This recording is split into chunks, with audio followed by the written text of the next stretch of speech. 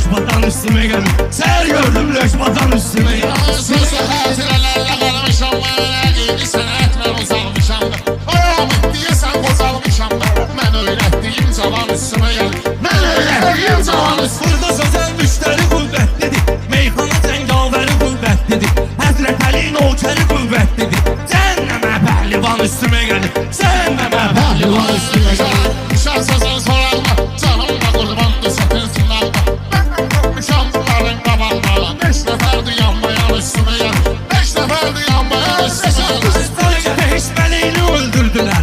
Ehli Beyt'in yüreğini öldürdüler. Hansı günkü Hüseyin'i öldürdüler. O gün yer göğü Asım'a üstüme gelir. O gün yer göğü Asım'a üstüme gelir.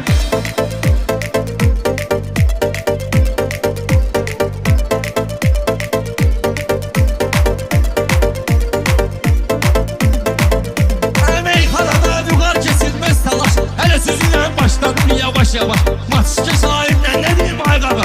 Çiğbiceniz koy tamam üstüme gel. Çiğbiceniz koy tamam şairlik üstüme gel.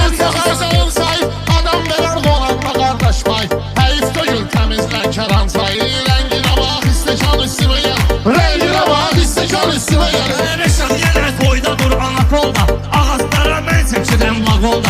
İstəyirsən çayı atan limonda. Bayaqdan limon satan üstüme gel. Bayaqdan limon satan üstüme gel. Bu Qarabağ söhbəti qalmaz belə. Aç qalıb sərkisyanı geçsin yelə. Putin qurban olum kölə yelə. Rəzəb Tayyip Erdoğan üstüme gel. Rəzəb Tayyip Erdoğan üstüme gel. Yanında sağda budur yoksa yok. Mesteliğe bağda budur yoksa yok. Mehdi Hüseyinzade budur yoksa yok. Bir bulaştı partizan üstüme geldi. Bir bulaştı partizan üstüme